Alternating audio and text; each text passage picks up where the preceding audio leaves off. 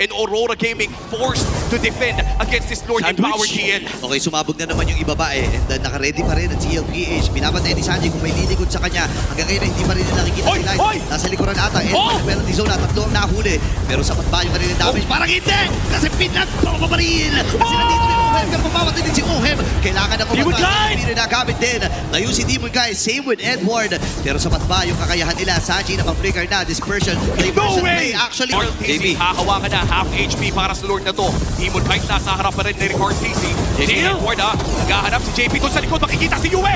Si Sanford ay tatalo na rin. Edward! Likod ay tumalo na rin. Itong si Edward. Sanji ata ay mapapatay. Yung Lord! Examiner Force pero makakatakas din siya. Yung Lord! Ohem ready pa rin talaga. Ganda ng heavy spell. Si Demon kahit ang nagtagumpay. Bukay pa rin naman sila dito. No way! Mapapatay siya ni Doming. Sanford! Sa bahagi naman. May hinakamit doon si JP. JP ngayon ay idadalin or si Sanji ay idadalin doon sa may gilid.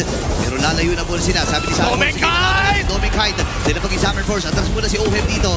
Sasaluhin ni Sanford lahat ng damage mula dito sa Aurora. Wow! Pero buhay pa rin siya! No way! Purely pa yun nagamit ni Doming. Pero hahabulin siya ni Danny JP! Si Light ngayon ay kailangan na rin. Ang baba na buhay! Hindi na natin pinibigyan na kay JP.